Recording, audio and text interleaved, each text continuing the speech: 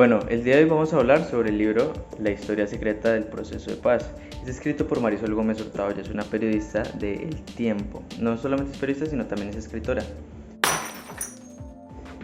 La macroestructura parte de lo que nos dice el título. Trata de contar todas las historias que se vivieron durante y antes del proceso de paz. Incluso llega a mencionar que el proceso de paz no empezó como nosotros lo tenemos planteado el 4 de septiembre del 2012, sino que empezó desde el 2010, una reunión que el expresidente Juan Manuel Santos tuvo con Hugo Chávez. Habla sobre todo el proceso, lo que se vivieron desde el 2010 hasta la firma el 26 de septiembre del 2016, incluso todo el proceso que pasó desde el 24 de agosto del 2016, cuando se culminó la fase de diálogos y se publicó el acuerdo final para la terminación del conflicto y la construcción de una paz estable y duradera, que era un artículo de cerca de 300 páginas. En la parte de la superestructura maneja dos bases de tipología textual, el cual es la narrativa, ya que presenta una serie o secuencia de acciones y eventos que suceden en un espacio temporal determinado. No obstante, también cuenta algo que evidentemente ya está en el pasado, pero lo hace de una forma tipo crónica, porque le da un inicio, un nudo y un desenlace. Esto lo relaciona bastante bien con otro tipo de texto, el cual es el expositivo, ya que está contando la historia desde una tercera persona, porque son acontecimientos que le están contando y que le sucedieron tanto al expresidente Juan Manuel Santos como a Timoleón Jiménez alias Timochenko. Evidentemente ella también tiene una investigación previa sobre el tema, ella también está empapada sobre ello, entonces tiene argumentos por los cuales y con los cuales escribir sobre este tema. Ya trasladándonos más para la parte de la ecuación, este texto trata de explicar las microhistorias secretas y el paso a paso del proceso de paz. Como ya les comenté anteriormente, la escritora es Marisol Gómez Hurtado. Pero entonces, ¿quién es ella? Marisol Gómez Hurtado nació en Santuario, Antioquia. Estudió periodismo en la Universidad Pontificia Bolivariana en Medellín e hizo una especialización, un posgrado en la Universidad de los Andes en Ciencias Políticas. Ella ha trabajado toda su vida en el diario que todos conocemos, que se llama El Tiempo. Ya en este medio se ha desempeñado como directora de corresponsables, ha trabajado bastante la mano en los temas de paz e incluso actualmente es editora de Paz y del Primer Cuadernillo. Bueno, ya mencionamos que Marisol Gómez Hurtado trabaja con El Tiempo. Hablemos un poquito más sobre el texto. El texto salió en el 2016 luego de la firma del acuerdo de paz entre el Estado y la antigua FARC. Bueno, eso sobre la escritora. Ahorita hablemos un poco sobre la distribución. El libro fue publicado por la editorial Intermedio. Esta editorial nació en 1985, trabaja bastante de la mano con El Tiempo, tiene una venta libre por internet y por tiendas físicas. Y hay algo curioso, es que esta editorial, al igual que El Tiempo, tiene una relación bastante cercana con la familia Santos. Recordemos que la familia Santos fueron dueños y directores de El Tiempo, y al mismo tiempo han manejado una muy buena relación con la editorial Intermedio porque también hizo parte de ellos. ¿Para qué público va dirigido? Esto se da para cualquier persona que esté interesada en la paz, porque es un tema de debate. Es un tema que todavía es bastante sensible en la población, porque hay muchos que votaron por sí en el plebiscito para la paz y hay muchos que votaron por el no. Entonces, por la parte del sí, muchas personas quieren saber cómo fue que sucedió ese acontecimiento, que sin duda ha sido importante para la historia colombiana, culminando una guerra de más de 50 años con la antigua guerrilla de las FARC. Y por la parte del no, pues creen que fue un mal acuerdo. Entonces, para ver qué tipo de cosas sucedieron para culminar con esa fecha, el 24 de septiembre del 2016. ¿Cuál es la meta de este texto? Pues es dar a conocer todo lo que se realizó de forma secreta para lograr el acuerdo de paz. Como les mencioné anteriormente, que la editorial Intermedio y El Tiempo tienen una relación bastante cercana con la familia Santos, tratan de mostrar hasta cierto punto a Santos como un héroe que no ha cometido ningún error en el proceso. Muestran a Santos y a Timoleón Jiménez como personas sumisas, como personas que acertaron muy bien con sus decisiones. También trata de mostrar las dificultades. Por ejemplo, el texto menciona que Santos proponía que tenían que haber 3 acontecimientos para que realmente se pudiera hacer un proceso de paz que culminara con paz. Dice que el primero era el fracaso de unos diálogos de paz, que fueron los diálogos del Caguán entre el 99 y el 2002. El segundo era que hubiera un gobierno o que hubiera una estrategia militar que hiciera que la guerrilla no se sintiera en igualdad de condiciones con el Estado. sino que se sintiera inferior y por ende quisiera negociar, porque si se sentía en las mismas condiciones nunca iba a querer hacer un trato porque sentía que podía ganar. Ahí fue cuando nació y se le invirtió bastante dinero al famoso Plan Colombia, que después terminó conllevando a gratificaciones a militares, falsos positivos y demás, pero eso es tema para otro video. Y todo esto culminaría con un espacio propicio para la paz, que según el texto fue el de Juan Manuel Santos, que era una persona que sí estaba de acuerdo con firmar la paz. Al mismo tiempo, tras demostrar la parte humana de algunos militantes de las FARC y el reconocimiento de muchos errores. Por ejemplo, el texto dice que Pablo Catatumbo fue el primer jefe de las FARC que reconoció públicamente, en medio de las negociaciones de paz, el dolor que causó esa guerrilla a las familias de sus víctimas y manifestó su disposición a pedir perdón. Incluso no rechazaba rotundamente la posibilidad de pagar un tiempo en reclusión.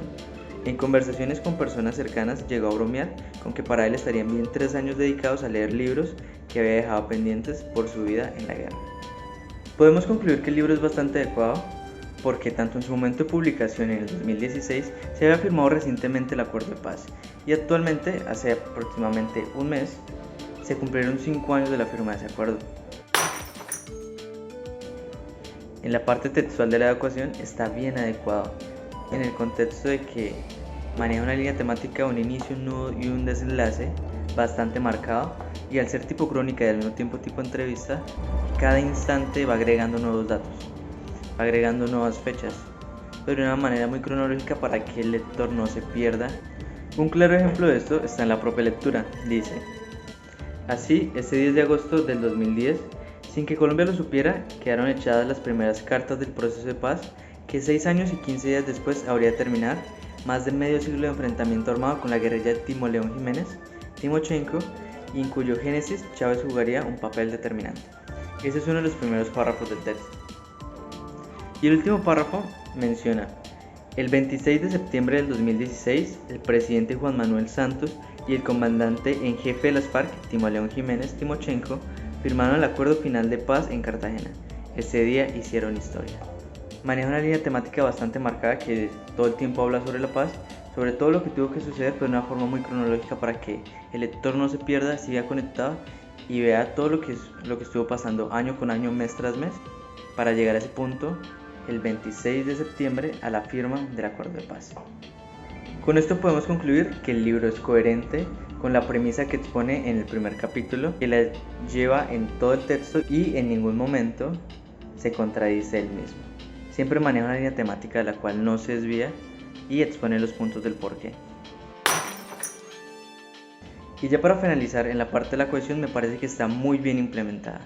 Entre los párrafos se utilizan muy bien los conectores y al mismo tiempo el inicio de todas las frases tiende a empezar con palabras que pueden ser sinónimos pero no son iguales. Esto hace que se eviten las muletillas que son bastante empleadas en otros tipos de texto como son la lectura. También cabe resaltar que la cohesión está muy bien implementada porque salió de un medio editorial como libro, entonces esto quiere decir que antes de publicarlos pasan por diferentes filtros para que si el texto no sale perfecto salga lo mejor posible. La única falencia que yo encuentro es que utiliza de forma repetitiva la palabra presidente Santos y la palabra FARC. Siento que podría emplear otro tipo de palabras similares, sinónimos, para no usarlas tanto, para no hacerlo tan repetitivo, pero también es importante recalcar que se podría decir que son los actores principales del texto. Es evidente que los tienen que mencionar en bastantes ocasiones. Con esto podemos concluir que el libro La historia secreta del proceso de paz maneja una muy buena adecuación, tanto en su momento de publicación como actualmente. También maneja una coherencia textual muy importante, muy llamativa, porque maneja durante todo el texto la premisa que propone en el primer párrafo. Nunca se contradice. Maneja una muy buena cohesión. No solamente el párrafo está bien escrito, está bien redactado, es bastante entendible, sino que da pie para que el siguiente párrafo hable sobre temas relacionados. No se contradice tampoco. Entonces maneja una cohesión y una coherencia bastante llamativa, bastante importante y muy buena. Varios obstáculos han sorteado en este proceso de paz a lo largo de casi estos años. Presiones políticas, desacuerdos, ataques de la guerrilla han puesto en estado crítico los diálogos. A pesar de estar discutiendo en medio del conflicto, las partes han logrado avances significativos en una agenda con la que se busca ponerle fin a más de 50 años de violencia. La fase exploratoria del proceso de paz entre el gobierno y la guerrilla comenzó en marzo de 2011, pero solo hasta el 18 de octubre de 2012 se instaló oficialmente la mesa en Oslo, Noruega. Desde ese momento se anunció que el gobierno y las FARC discutirían 6 puntos, pero el proceso ha tenido varias crisis durante una negociación en medio del conflicto. La primera de esas crisis se vivió en enero de 2013, cuando la guerrilla secuestró a 2 policías en el Valle. Luego vinieron ataques a tropas, a la población civil y a la infraestructura eléctrica y petrolera. Incluso fue secuestrado por la guerrilla el general Rubén Alzate, quien fue liberado 2 semanas después. Todo lo que va a provocar esto en el proceso de paz va a depender mucho de cómo se resuelvan las tensiones internas de las FARC. Es conocido, aunque ellos no lo reconozcan, que hay 2 vertientes en las FARC, una línea dura que cada vez que las cosas se ponen difíciles tienen la tendencia a decir que no hay que continuar cumpliendo porque el gobierno le está incumpliendo, pero también hay una línea blanda que cada vez que hay un incidente grave repite que lo importante es que ellos se van a mantener, que le van a cumplir al país, que van a seguir luchando para que los acuerdos de la paz tengan un buen fin. Creo que eso depende definitivamente de cómo se resuelvan las tensiones en las FARC. Si hay prueba contundente de que Susan Tris cometió delitos después del 1 de diciembre del 2016, no hay ningún margen de maniobra para el gobierno porque la Corte Constitucional avaló los cambios que se hicieron en el Congreso a los acuerdos de paz. ¿Y qué es lo que dicen estos cambios? Que toda persona que reincida en el delito queda por fuera de los beneficios. Hay que recordar que esta fue una insistencia del Fiscal General de la Nación. Como ya está esto aprobado por la Corte Constitucional, pues no hay margen de maniobra para el gobierno.